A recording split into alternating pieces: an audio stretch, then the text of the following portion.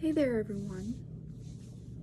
In honor of International Ataxia Awareness Day, which is September 25th, I would like to share you my ataxia story adventure up to date in this video. It started around the ages of 9 or 10. I was starting to feel dizzy, and I described it as, feeling dizzy. And people would call it dizzy spells. So that's how it all started. And this would go on and go on and go on. I was having these dizzy spells. And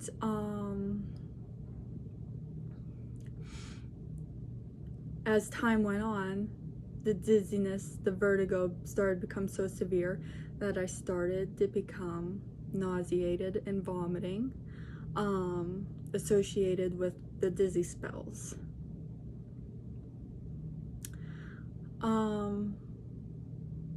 Many people thought it was many different things causing the episodes I was having. At one point I saw the psychiatrist because it was thought I had a panic disorder or anxiety problem causing the symptoms. But I was having anxiety and depression associated with having the episodes. At one time, I went to Cleveland Clinic in Ohio, and I was tested positive on a tilt table test where I was diagnosed with pre-syncope, which is where the blood pressure would drop upon sitting up or standing, and the heart rate would abnormally increase along with this. At the time of the test, I did have an episode, but pre-syncope is associated with feeling faint or fainting, which I can't recall happened during the tilt table tests I was tested positive on. But I did have an episode. And then I was going from doctor to doctor, had tests done after tests. I was seeing many doctors. I had my heart checked. I was seeing cardiologists. I was tested for seizures. They said came back normal, and my heart was good, and I had a lot of blood work done. They say came back normal. The basic blood work, basically. That's where we started, was checking the basic stuff. Like through blood work and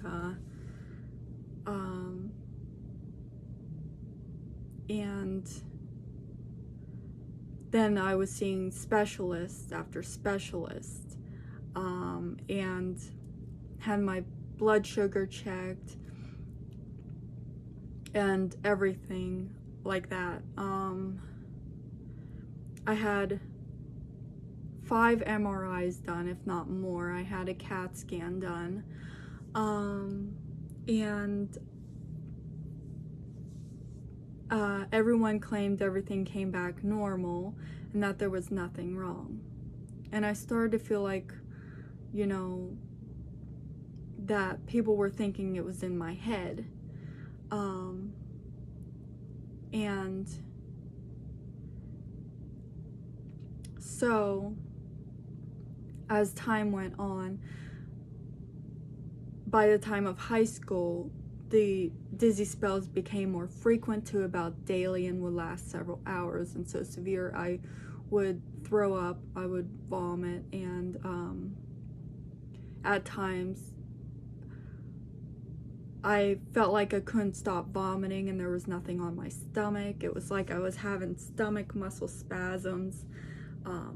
I could not control, because that's how severe it would get. But so it became worse at high school. I started to become uncoordinated. I felt like I was losing muscle control, that my legs were not working the right way.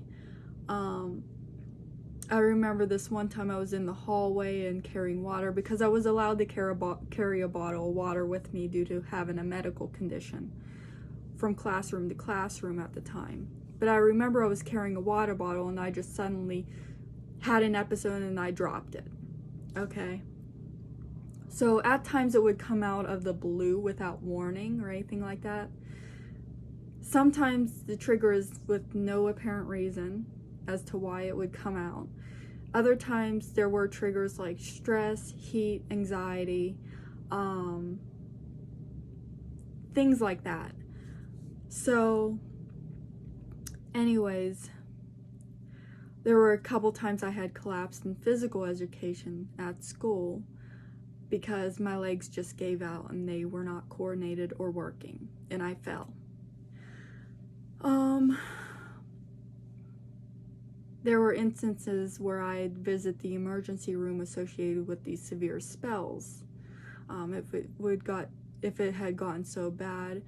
And there were a couple times I was put on anti-seizure medications to help with this or that and the vertigo I was experiencing, but it had brought out a severe episode and it ended up in the emergency room because it was so bad. So I could not get my shoes on, and I was going out for breakfast that day, and I was trying to get ready and I could not get my shoes on, and it happened shortly after taking my morning pills. Could not get my shoes on. I could not talk. I could hardly talk, and when I would talk I would slur, and I started like jerking real bad. I did not lose any consciousness. I was awake the whole time. But I could not walk at all. I could not coordinate my arms and fingers and whatnot. And the ambulance came and the paramedics came, lifted me out of the place and put me in the ambulance and took me to the hospital. And I was there for a few hours.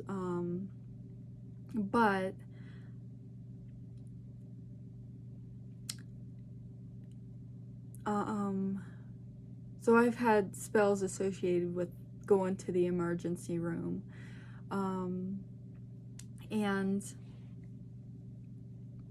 it's been a long journey in trying to receive a diagnosis or figure out what was going on.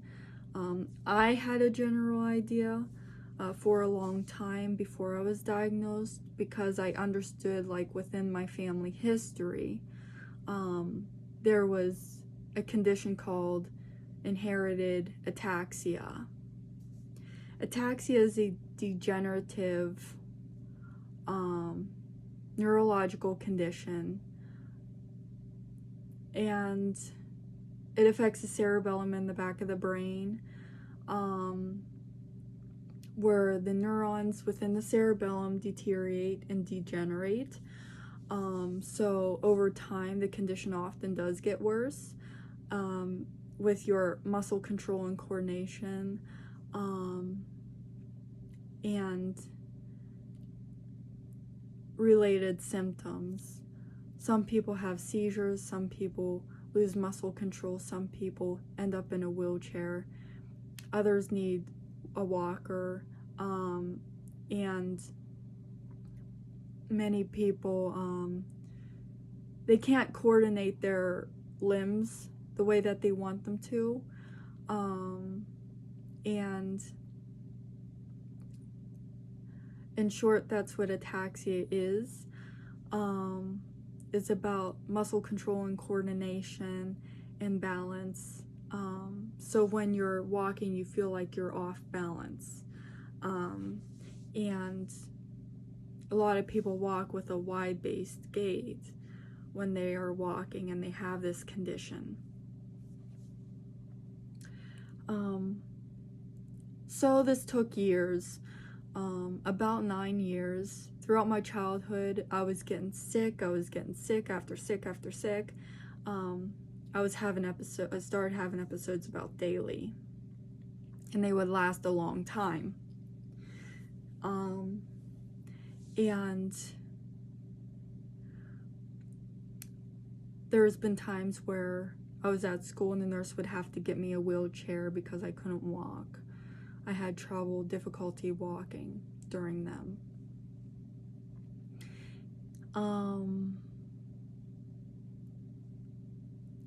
So around 2009, I was 17 years old. I'm now 28. I went in to see the eye doctor because I was having symptoms associated with my spells, like my eyes would cross and I was seeing double. I went in during an episode of my ataxia, and he looked into my eyes and examined them, and seeing that I had nystagmus, which are involuntary jerking eye movements. And he says this is definitely a neurological condition, and suggested I go into the emergency room. So I did, and that's when I was referred to a doctor in Pittsburgh, Pennsylvania. In 2009, I was diagnosed with episodic ataxia type 2. Based on my symptoms and family history of having ataxia, was put on a medication called exozolamide. And right then and there, I started feeling better. I went years without having any problems with having these spells. Till 2017, I started having some spells again, but they weren't as frequent as they used to be. And I had my last MRI done in 2017. They also say was normal.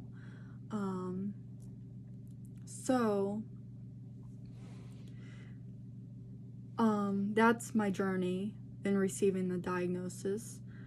And let's see. By the time I was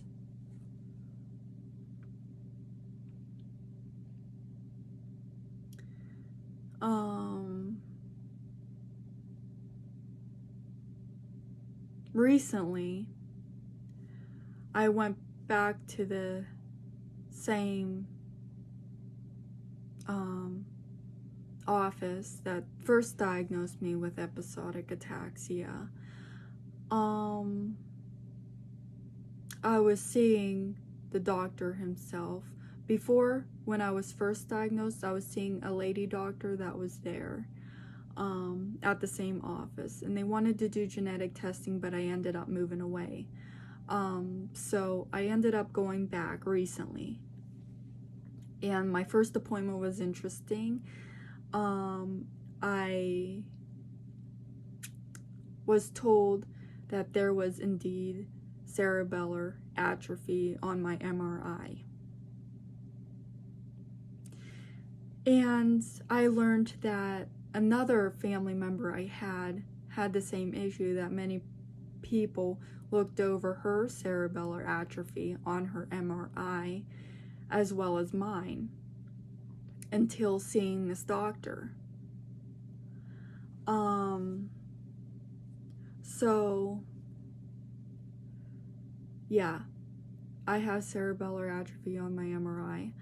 And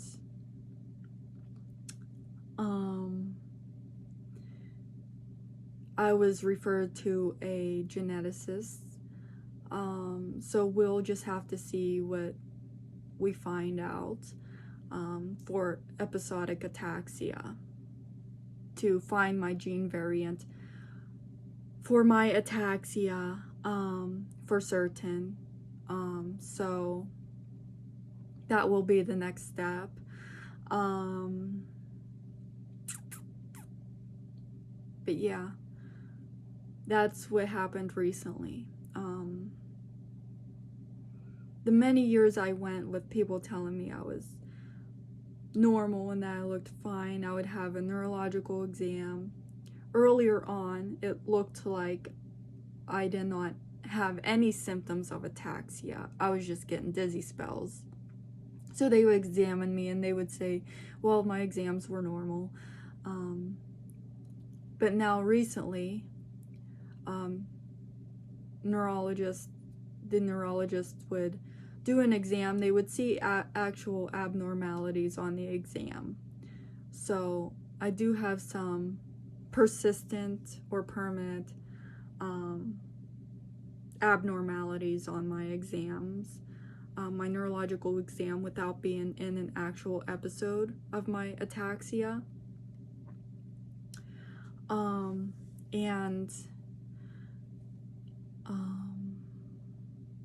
Yeah, I think that's all I had to say. That's my story up to date on how I was getting diagnosed, and may soon receive the confirmation of the actual thing that I have. Episodic ataxia is a rare neurological condition, and it's a type of ataxia where many people experience episodes of ataxia, but may eventually later develop permanent cerebellar signs without being in an episode. But when they do develop these permanent cerebellar signs, such as nystagmus, that's just an example, or a persistent mild ataxia, that's just another example. I'm just throwing things out there. They continue to have these episodes which kind of like worsens the symptoms, and on an MRI, it can be seen that a person has cerebellar atrophy. So my neurologist explained I do have cerebellar atrophy, but between the years of 2008 and 2017, there has been no significant changes in the atrophy. So it hasn't seemed like it has progressed within that time period. I don't know what it is now, because I did not have another MRI done. My last one was in 2017, so who knows. But he didn't feel like it was at this point necessary right now to have another one done. So that's my story up to date on my ataxia adventure. And I thought I'd make this video and share my experience. And I will see you next time. Much love. Top photo is showing my MRI with cerebellar atrophy where the red arrow is pointing. The bottom is a random normal MRI.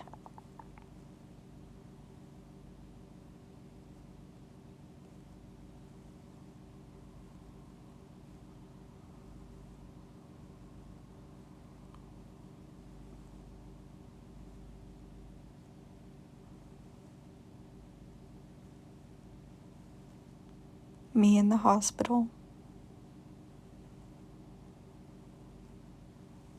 during an episode in a wheelchair.